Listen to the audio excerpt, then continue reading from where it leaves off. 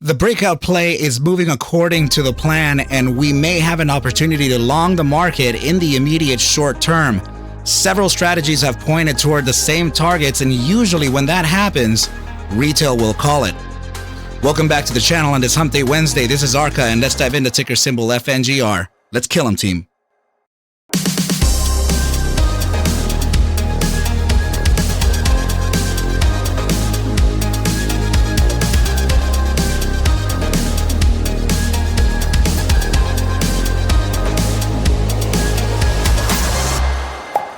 What is up, you guys, and thank you so much for stopping by once again. My apologies for coming in a little bit late. I've been having some audio issues, but that is what happens when you redo your entire system, and you have to figure out how to route the audio for streaming and for recording, right? So alongside all the other gear that is, that is connected to this massive thing. So let's go ahead and dive right into ticker symbol FNGR. Let's go over the play here, because this is what we were talking about just yesterday. We were speaking about the potential breakout from this descending channel. So what you usually do to break out of a channel like this, especially a descending one, is that you practice something called the golden rule of three, right? So you test the resistance 3 times, you get that capitulation from the 3rd time, then you actually test your 4th breakout, which would tell you it's a true breakout. Test number 4 and test number 5. In this case, you got number 4 right here, pull back, test number 5, true breakout, and then we got the resistance top that we were looking for right at that 540 level. In fact, price action ended up going to a top side. Really? Actually, that says 540. Okay. So yeah. You know what? I was talking about a 541, was I? Yeah, I was talking about a 541. It looks like price ended up stopping right at that 540. But I mean, look at that candle. It hasn't actually returned anything from which it's gained. It's very nice, actually. Okay, so yeah, the play actually did happen the way we were speaking about, right? We were talking about a potential breakout of this.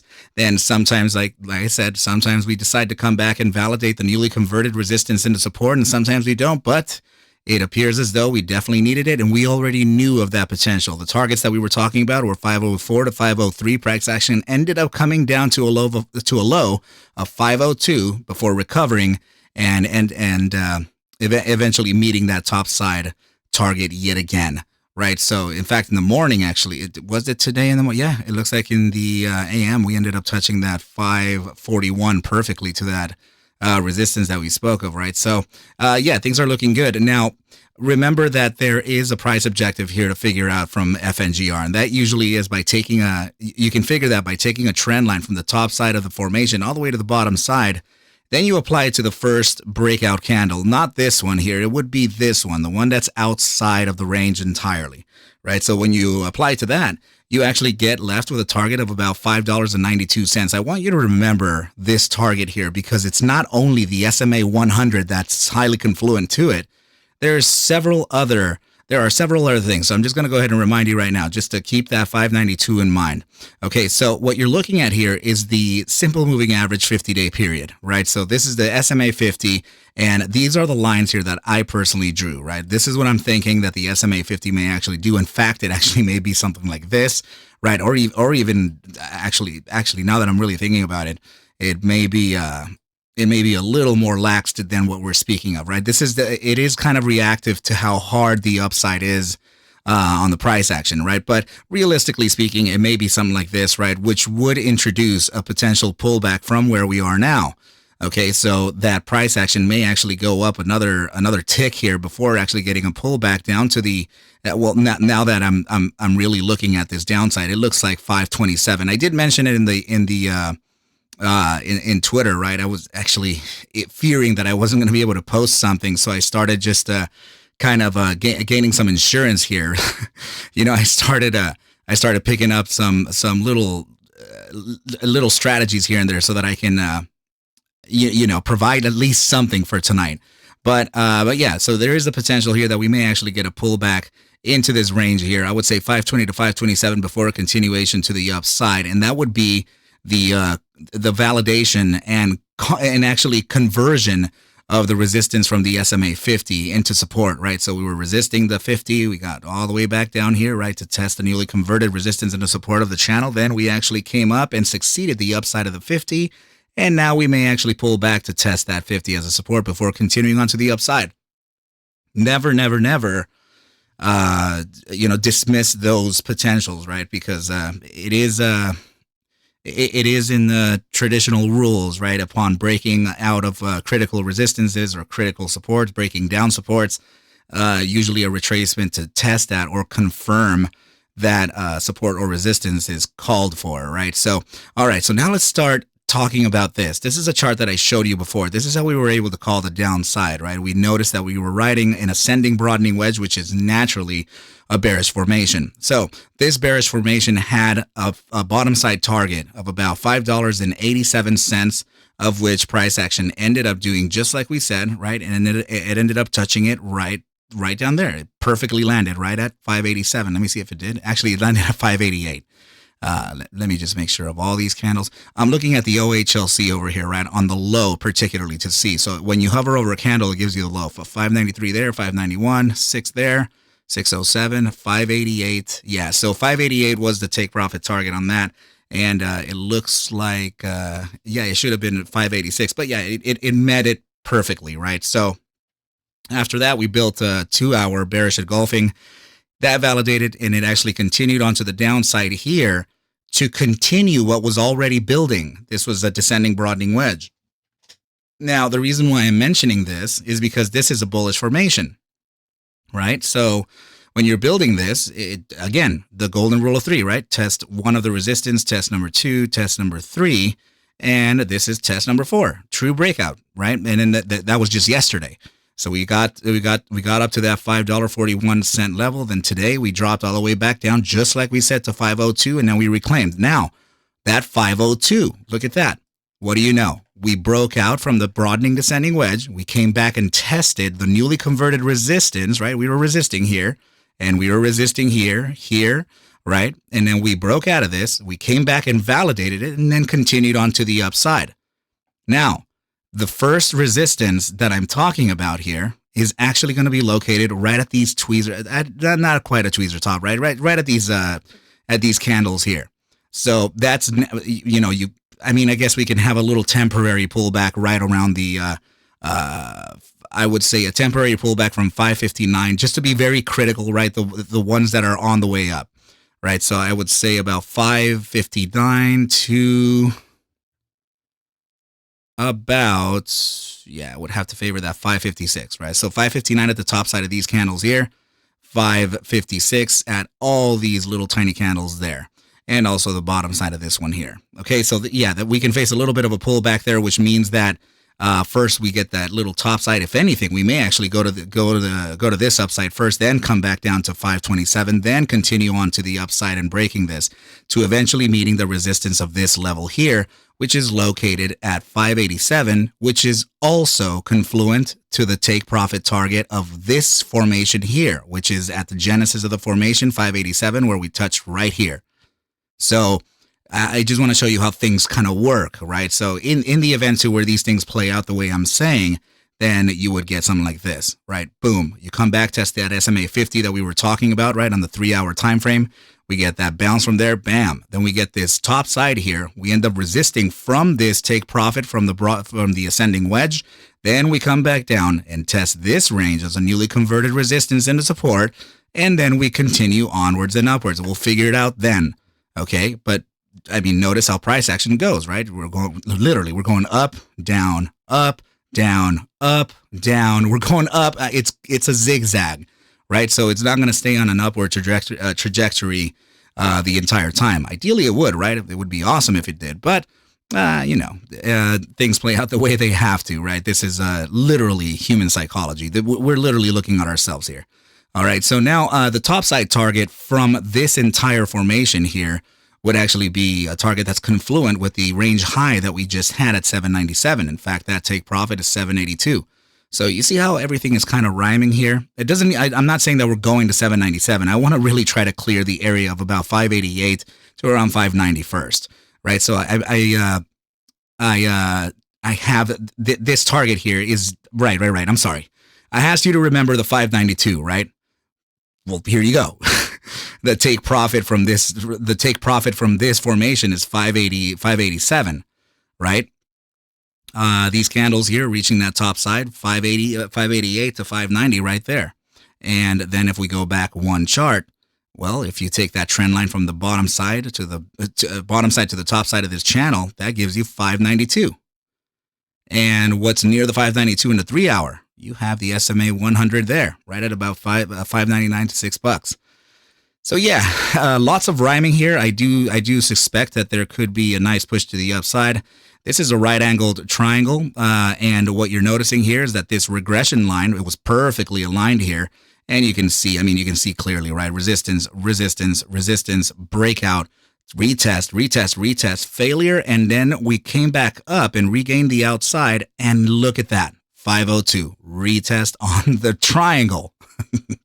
So now let's go ahead and take some targets from this too. I'm about to say some silly things, right? So let's just kind of take into consideration the breakout candle, which would be this one, right? So we'll go ahead and take a trend line from the bottom side here to the top side. This would be your hypotenuse. This is the bottom side of the triangle. So let's go ahead and see where that takes us from here. So that takes us to a target of, well, what do you know, 599, rhyming with that 592 and the 598 or 588 of that previous target. See what I mean, team? Right? It's just a lot of times when retail sees this, there's several different strategies. What I'm doing here is I'm just giving you any potential long strategy that a bull may have, right? And it's not to say that I'm not a bear. In fact, I was very aware that this could fail and introduced the targets of around 478 to around 482. But the problem is that we were riding this channel, and that's kind of in the way of the bear thesis here. I tried to explain it during the live situation or during the live stream today, and it did kind of lay well within the community, right? They understood very well how the play happened. And I like it when that happens. Not to mention this simple fact right here is that we're actually pivoted towards the upside in the daily stochastic momentum, and we have restarted re-expanding here into the upside, which means that there are more shares being traded, and that is looking particularly good for the asset. Now, what I am noticing here is that this is the daily contraction to expansion backtest. And the first target, of course, we already met it perfectly on this candle here, which was on was it Tuesday? No, it was a Monday, September 11th, right? We got that September 11th top side of about $7.09, which was already part of the statistical backtest, 33.4% average upside thrust. We were already calling that target based on statistics. And we were talking about a 701. We ended up rejecting at a top side of, let's just be accurate here, top side of 711. Then it ended up coming back down right to around 649 before us making that eventual 797 top, and coming really short to the upper bound of the first standard deviation, which is located here in the bell curve. And that was a 68.52%. And that 68.52% is how we're coming up with that 882 to 888 target, right? It's not to say that we're going there. It's just to say that we have lots of resistances and previous supports, historical supports and some resistances that we have to kind of keep in line here on the way to that top side. As soon as this volatility reaches either the contraction zone, the critical zone of, as soon as it reaches the critical zones of either contraction or expansion, this statistical move would be rendered complete, right? So now it would be a different statistical move if it comes down. So if it starts contracting from expansion, that would be entirely a different move. And I would have to just back test that, right? So in this case, it was a back test from contraction to expansion, but that doesn't mean it's going to stop. It just means that this particular move has been matured, and we can now continue observing other strategies. So another reason that we can have a pullback in the short term, that is actually this. These are the this is the 4-hour Bollinger Bands, right? This is a volatility represented on pain. And you can see here that the price action came right up to the resistance of the Bollinger Bands, which is very much confluent to the 541 target that we had. It's actually 540 the price action went to. So, oftentimes when we reach the top side of the bands, we pull back. When we reach the bottom side of the bands, we launch to the upside. So this gives it a higher probability that we can actually face, something similar to this here, right? When we ended up going up to that 540 and rejecting again. So yeah, in this case, maybe we can actually come back from 549 or something like that, right? Or even where we are now. So we'll just quickly wick up and then come back down and validate the SMA 50 on the 3-hour as support.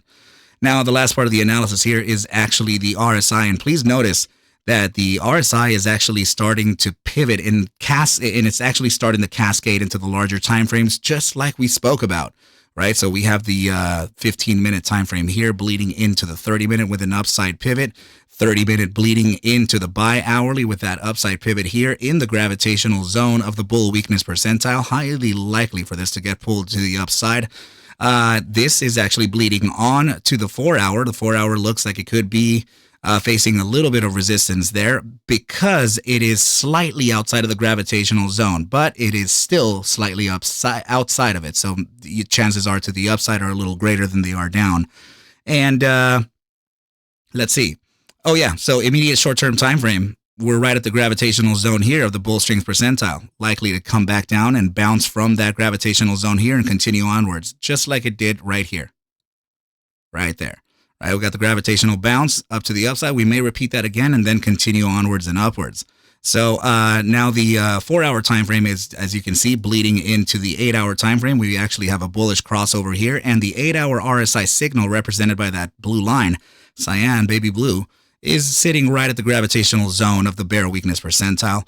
This upside pivot is also influencing the 12-hour time frame, which is also in the gravitational zone.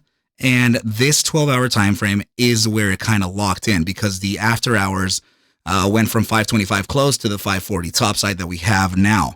And that is why the daily time frame has not reacted to that just yet. But I do suspect that the daily time frame may actually pivot here ever so aggressively tomorrow to the upside, thus creating a couple drives of hidden bullish divergence.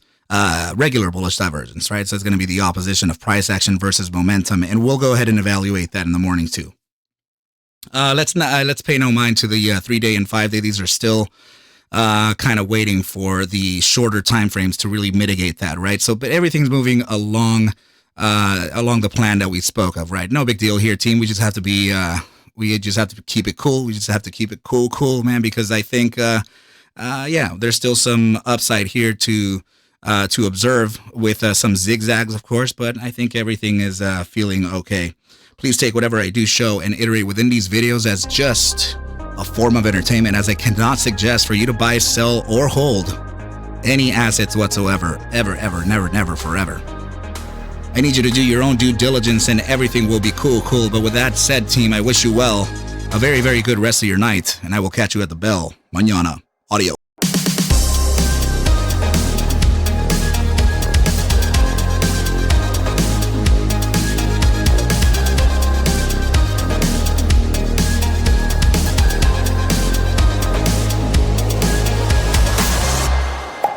Yeah.